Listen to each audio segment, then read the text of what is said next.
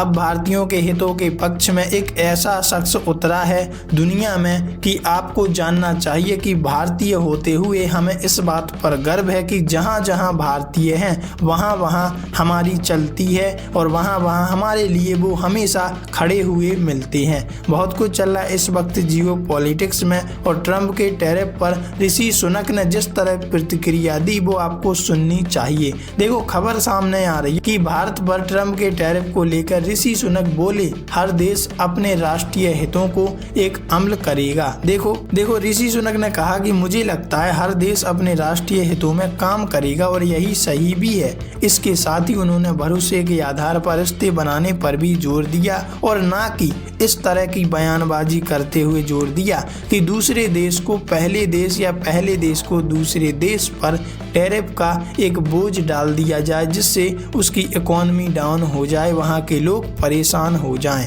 Britain के पूर्व प्रधानमंत्री ऋषि सुनक ने शुक्रवार 17 अक्टूबर 2025 को अमेरिका के राष्ट्रपति डोनाल्ड ट्रंप की ओर से भारत पर लगाए गए टैरिफ पर अपनी प्रतिक्रिया दी है। सुनक ने कहा कि हर देश अपने राष्ट्रीय हितों को ध्यान में रखते हुए इस पर प्रतिक्रिया देगा। इसके साथ ही उन्होंने भरोसे के आधार पर रिश्ते बनाने पर भी जोर दिया। उन्होंने कहा, मुझे लगता है कि हर देश अपने राष्ट्रीय हितों में काम करेगा और यह बिल्कुल सही भी है। उन्होंने लेन देन पर आधारित राजनीति को शर्मनाक बताया और कहा कि ऐसे रिश्ते से नतीजे बहुत कम हासिल होते हैं और दुश्मनी लगातार बढ़ती जाती है। पुरानी वैश्विक व्यवस्था खत्म हो चुकी है, ऐसा कह रहे हैं ऋषि सुनक। पूर्व ब्रिटिश प्रधानमंत्री ऋषि सुनक ने एनडीटीवी वर्ल्ड समिट 2025 में कहा कि जब आप अपने रिश्तों की नींव भरोसे पर रखते हैं तो समय के साथ वे और ज्यादा मजबूत हो सकते हैं। सुनक ने अपने कार्यकाल के दौरान यूरोपियन यूनियन की प्रमुख उर्सुला वोन डेर लियन के साथ अपने रिश्ते का उदाहरण देते हुए कहा